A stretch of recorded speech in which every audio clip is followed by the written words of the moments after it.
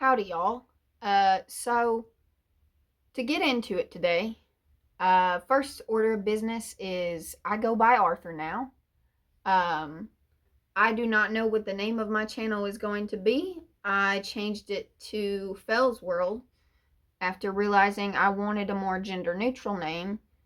And then I kind of, I accepted finally after years of denial that I'm trans. So I don't want to be Spencer anymore because that's the name I've had since high school. And during that time in my life, I was still denying who I was and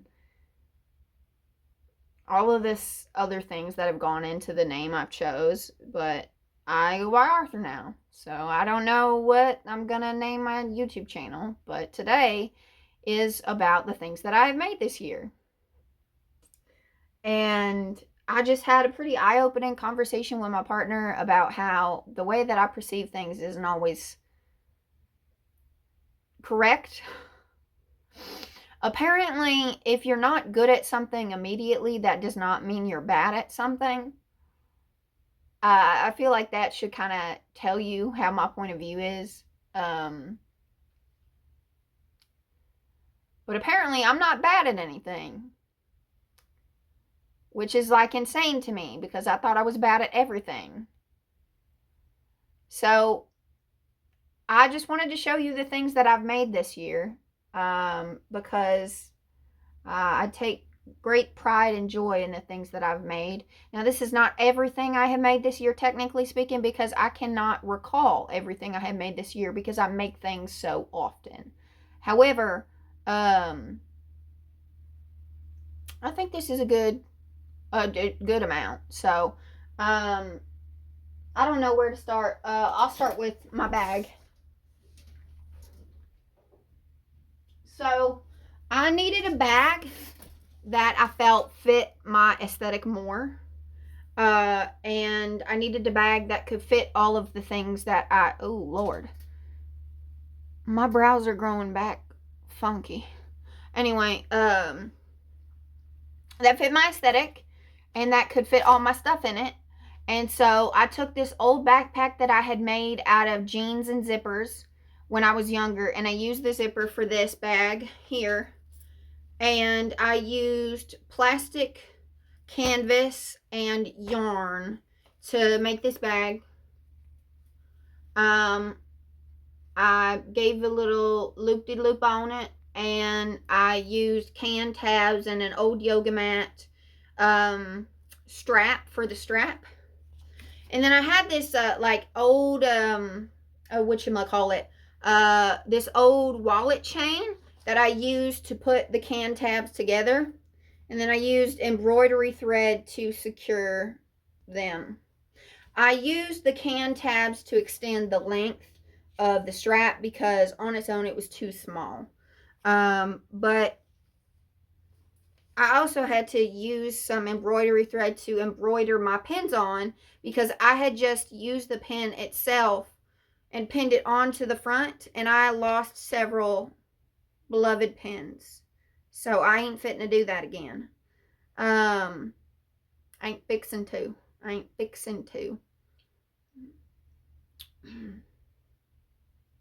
But anyway, yeah, that was this bag. It fits quite a lot, actually.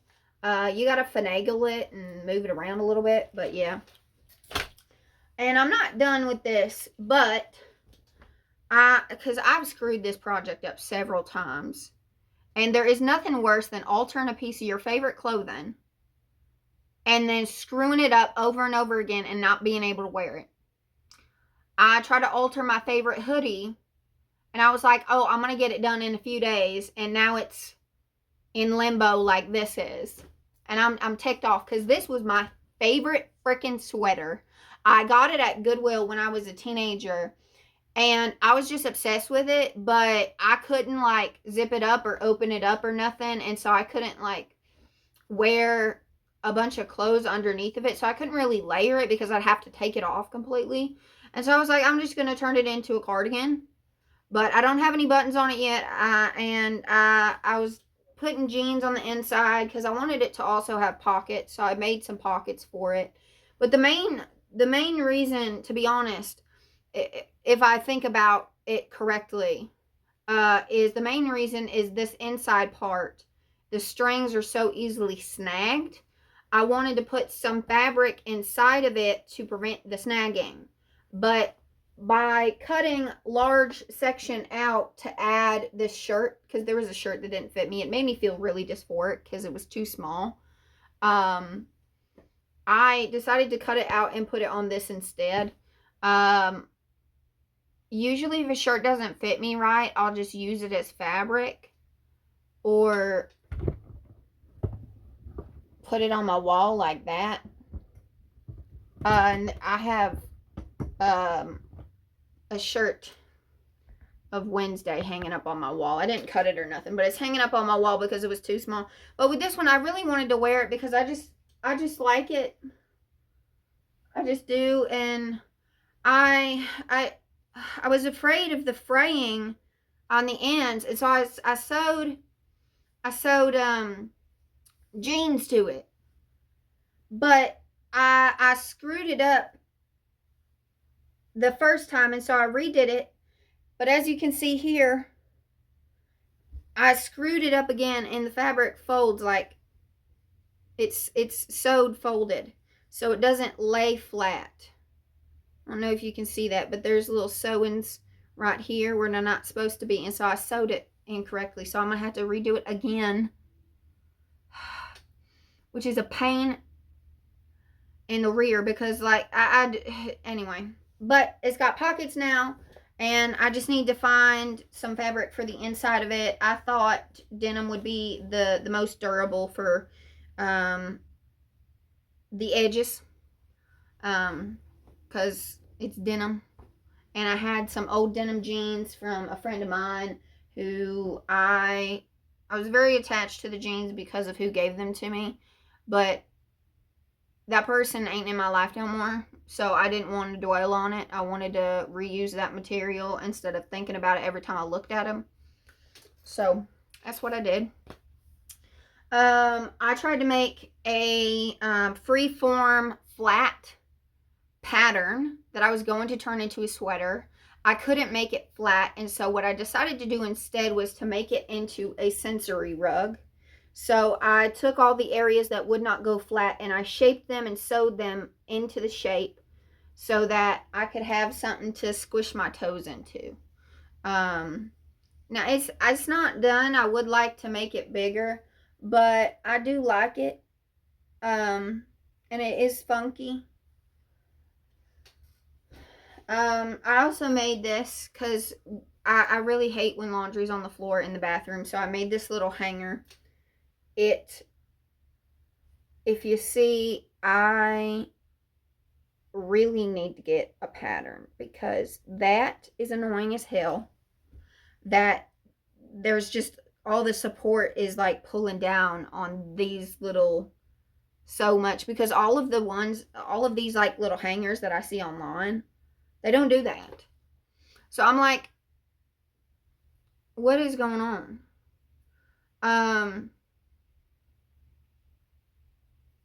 I really don't get it. So I'm the kind of person that when I look at certain things, I can just figure out how to do them. I took a look at one of these and I fucked it up a couple of times, but I did it over and over and over again, and eventually I figured out how to get it done, and this is how to get it done. So it's done, but in between me figuring out what not to do and what to do, so it's got this little, right, I kind of just settled. I suppose I settled because I got tired of redoing it over and over again. And so the strongest areas are here at the top where the tie is, and here at the bottom where this is, which I'm really, really proud of how this part turned out personally. But I don't know what I did wrong to get it to the point where it gets so easily stressed where it pulls like this. I don't know what I did wrong there. But what I will tell you that I know I did wrong with this project is I did not space all of them correctly. So they're not all the same size. And because they're not all the same daggum size, it leads to these areas where, let me find one, where like some of them are legit, literally. Apparently I've been using legit wrong. So I've been trying to change that because my friend kept correcting me. She was like, do you mean literally? And she said it like 5 different times in the conversation. And I was like, what the hell is wrong with what I'm saying? And so, but anyway, literally, there are literally areas on here that are just shaped like triangles instead of squares and shit. But if you look, they're all a little bit different sizes here, like here, instead of being straight across, it goes pointy. And I thought that would be fine because I'm making it smaller and smaller because I went from the top to from the bottom to the top. But the issue with that is, well, it leads to these areas where, for instance, here, this part is too big. And so this, it just looks, it looks funky. It looks funky. Funky. Take me down to Funky Town. Moving on. This is originally something that I was making for a curtain that I started last December.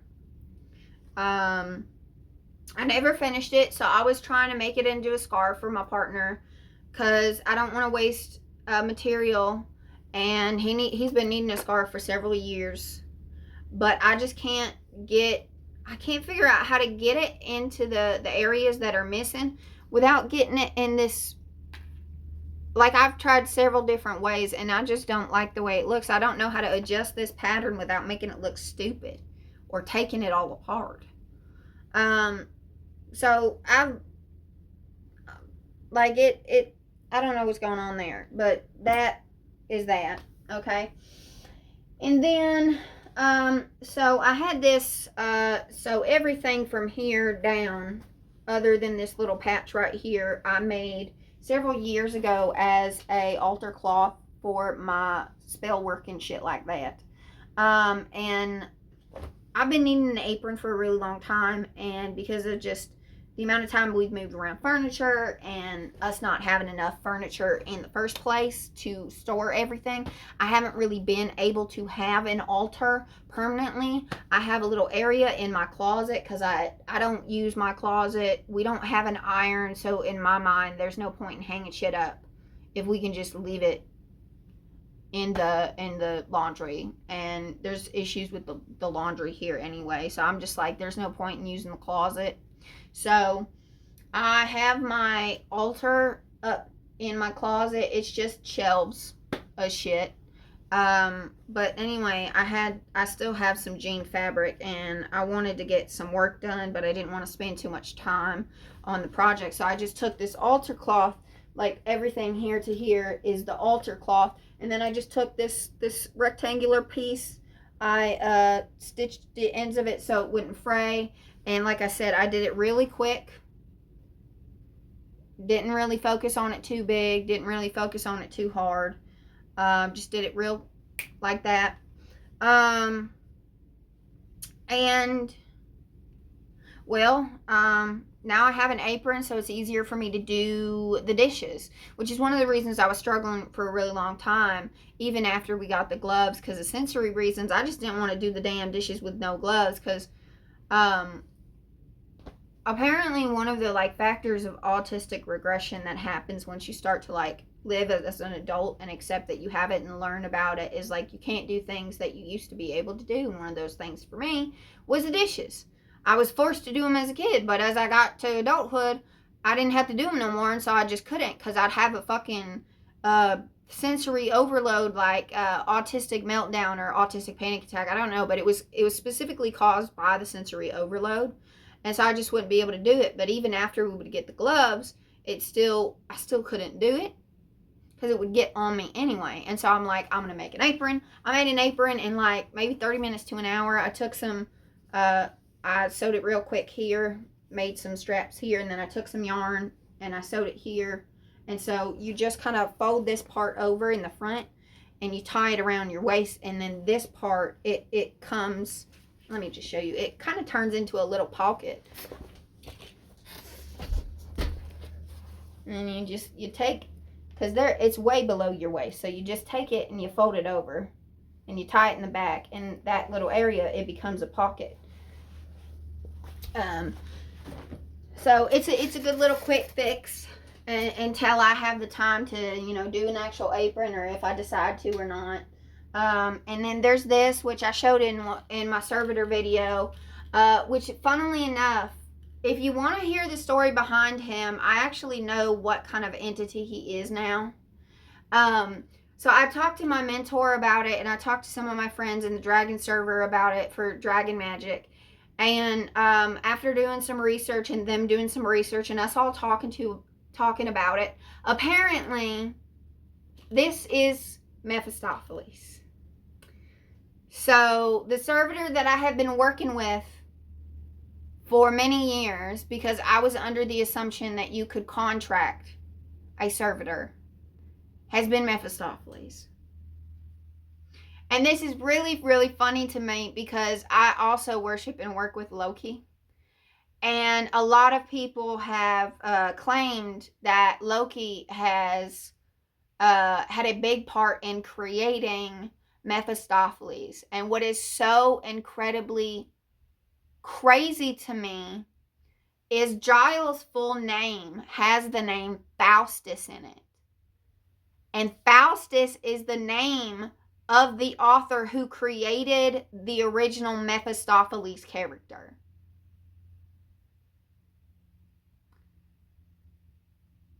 I did not know that, and when I was talking to my mentor about it, he brought it up to me that like Faustus kind of confirmed for him who this entity could be. And I was like, oh, why is that? And he was like, Faustus is the name of the author who created the entity, I think it is. And I was like, okay, so what entity do you think it is?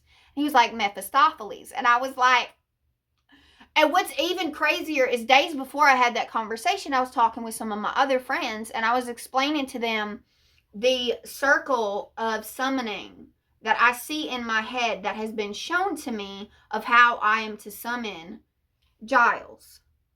Because I was like, that's the information that I was getting from my like tarot and talking to the whatever. I don't know how to explain it because I don't like calling it channeling, because channeling is just invoking and bringing something into your body. And I think of it more as like a telephone call. So I think of it as more like tuning in, you know what I mean? But it's just so crazy because I was like, I dismiss a lot of the shit that I get spiritually because I'm just like, I don't know until I can prove to myself that it is gnosis, like popular gnosis. I try to like dismiss it because I don't want to like talk about it and then be wrong and then feel like I'm cuckoo. You know what I'm saying? But like to learn that like all the shit that I knew about him was correct was like insane to me. And it's just another aspect of Mephistopheles. It's just another version of him that came to me in a time of need and is my friend, and it's dope. But I can't actually like my mentor was talking about how eventually I could actually learn how to summon him, which is so funny. Like not like if you're not a magic person, to clarify, it's not like literally, it's more in your mind's eye thing. It's like a game of imagination. And don't get mad at me for using that word, okay? Imagination can be spiritual, okay? It doesn't mean it doesn't exist. It's all about visualization. But I'm not getting into that because I don't even know how to begin to explain it other than the way I just said it. So please don't get mad at me. When I say imagination, I'm talking about visualization and things like that. So, but anyway, we were talking about the summoning circle, and I and my friends were talking about it, and I explained that it has Latin and what was it I said? I believe it has some Latin and some possibly, was it Greek, or it has Latin in it. That was my point. And my mentor was like, yeah, his like, if to like his summoning circle or whatever you want to call it, it does have Latin in it. And but there was a specific association that I had that I did that was confirmed for me that I currently don't remember. So maybe I'm not supposed to share it. I don't know. But anyway, moving on. My nerdy witchy ass got a little sidetracked. I also made, I'm not going to show this one. I'll show the back of it. This is a cardboard sigil. On the back of it is the sigil that I use for my astral sanctum. Creating this was really interesting, and funnily enough, even though I've changed my name, it still will work for me because of the way I made it, which I find very cool. And then these are, so I don't know if I should show this one. This is the sigil for my guardian dragon on the back of this. And this is the dragon's eye seal. So what I did for these sigils and what I do for my major sigils that I use on a regular basis is I will put them on cardboard. But for these sigils specifically, and what's interesting is I made these towards the beginning of the year. I had no idea what I was going to use them for until I joined the Dragon server and started doing dragon magic. Draconic magic is something different. And so, dragon magic. And it's got paper on both sides. And I tried to do it on this side. I screwed it up, so I just painted over it. But it's black paper sewed onto cardboard on both sides. And yeah, it's the dragon's eye seal. And then I also made this grimoire, which I might have shown in another one of my videos. I just took an old binder. I ripped all the plastic off of it. I took it apart because it was already falling apart anyway. And then I just sewed everything back together with denim and embroidery thread. And then I just put my little note paper in it. And I had to put notebook paper in it because I went through all of the paper in a matter of a month. And I haven't touched it in a while because I haven't been doing a lot of dragon magic because I don't have the money to do the server, let alone like important shit. So I don't want to spend any like little bits of money that I get, because I've had like $13 in my account for over a month. But that needs to be saved for just in case we can't get money for our bills, you know what I mean?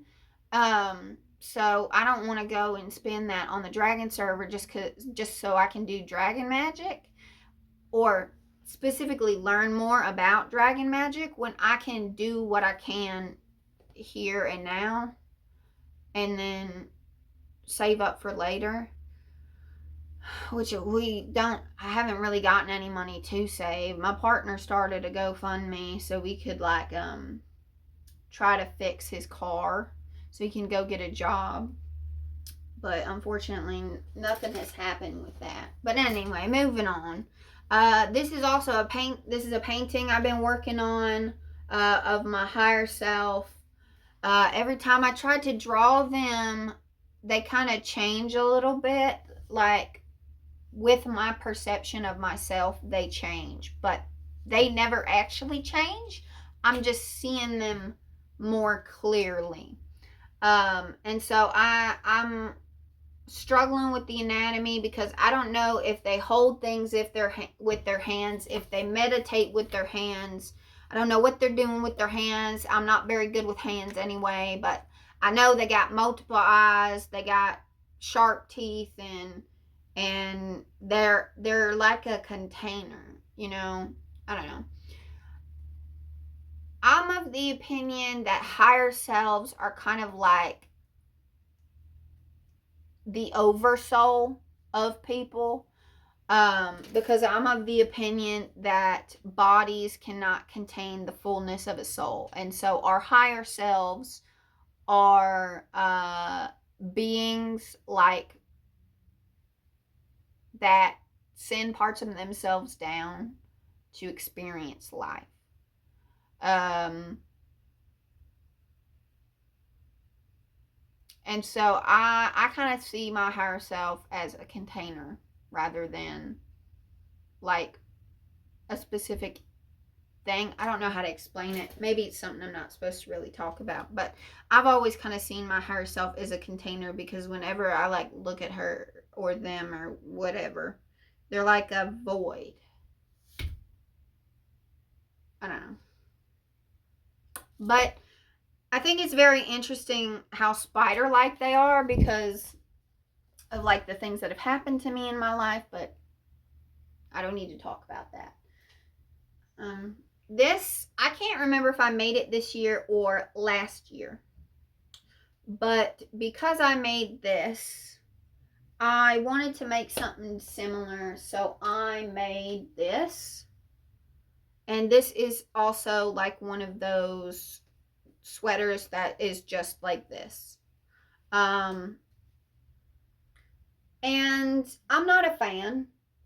I'm not really a fan of either of them. I don't really like the way they turned out. But I don't have anything to do with the yarn right now. So there's no point in taking it apart. Let me see. I also, funnily enough, I also made a quick pillowcase for a pillow. I just had some fabric, so I made a quick pillowcase. As you can see, it's not too difficult. I just sewed it together real quick on the inside, and then I just flipped it. What else? Oh, this, I made this. It is a necklace that I actually remade this year, because last year it was more like a long string of beads like this that I just wrapped around my neck.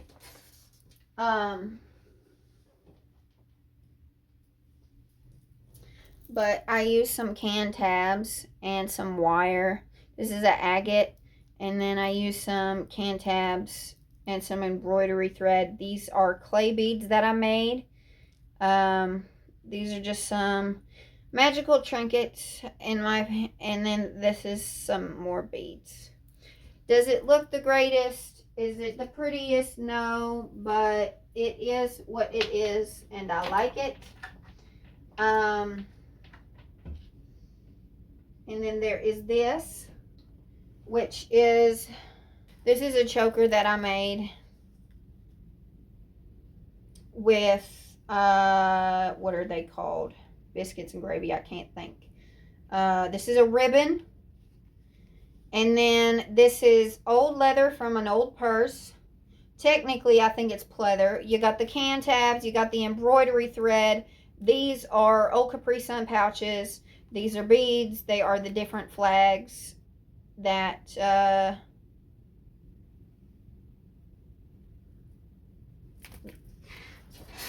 that I felt applied to me at the time.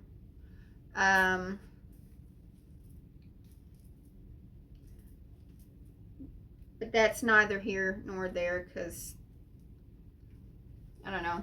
You learn things about yourself. Every time I think I've learned one thing about myself, I don't like truly realize what I've learned until I accept something about myself. And then once I actually accept something about myself, I'm like damn, you know what I mean? Maybe that makes sense. But anyway, I really like this. I haven't gotten the opportunity to wear it anywhere. Like, it's not perfect. It's kind of ugly. Don't get me wrong, it is kind of ugly. But I made this when I started, it was towards the beginning of the year, I started researching the ACAB phrase and I don't know if it would be called a movement. I just started researching why people said that and what it meant. And like I had known that it stood for all cops are bastards, but I didn't know that it specifically meant that the police was a bastardized system. I didn't know that that's what it meant. And so I made this because I thought I was going to be able to go to a pride. And I thought that it would be a good form of protest because it's pride. And I'd never been able to go to a pride parade before. And in my head, pride is a protest against the society that would put us down. And so I felt like it would be an appropriate place to wear something like this to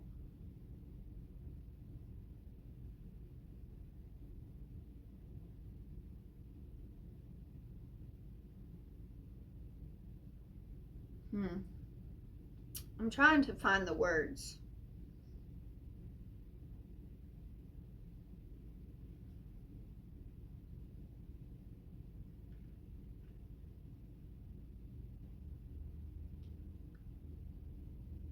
I suppose to learn more, because I figured if I wanted to learn more about it, the best thing would be to do is to go to an event where people would know something about it, and like a conversation starter. Because it's one thing to do your research online and to hear people's opinions about it online, and then it's another to get people's opinions in person. Hopefully that makes sense.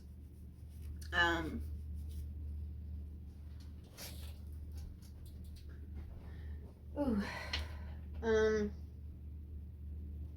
And then, like I said, there are a couple of other things that I have made that I just can't find or I cannot remember.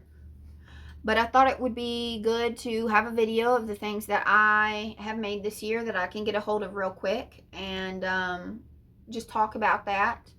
Oh, there's one more thing. I have another. So I have more paintings than the one that I've already showed you. And there is a video up on my channel about art that I've made in the past. And I know that I've made more art this year. But I don't, to my recollection, this big painting and this little one are the only like paintings that I've made. Like, don't get me wrong, this is painting. But I mean like where I actually tried. I'm obsessed with sharks. I hope to go to school for marine biology. I have loved them since I was a tot, since I was a little kid.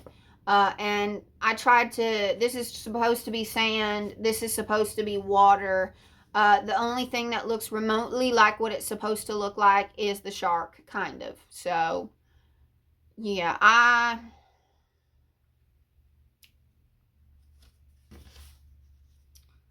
but I love it, and so I put it on my wall. But yeah, this is the other thing that I can think of that I have made this year. Other than all those things, I can't think of anything else.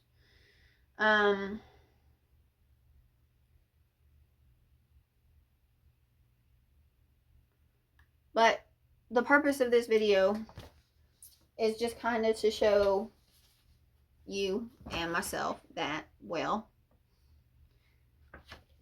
sometimes you don't realize how much you're doing Like, when I bring all of my stuff out and I'm like, this is all of the things that I've made this year, I'm like, holy shit.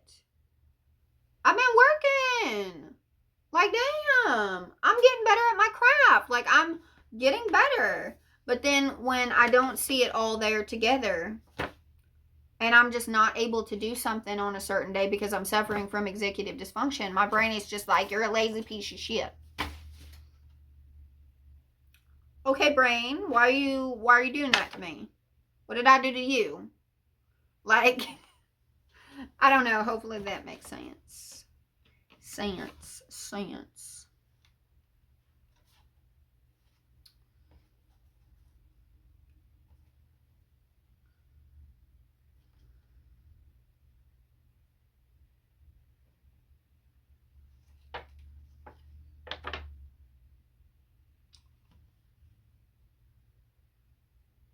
I could call this Arthur's Round Table. I don't know. Maybe. That'd be pretty cool. Um,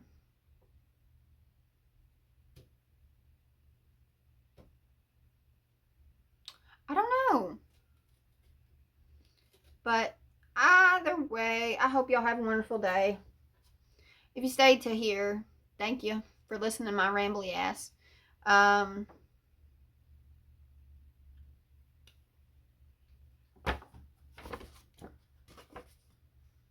Autism. Blum, blum, blum, blum.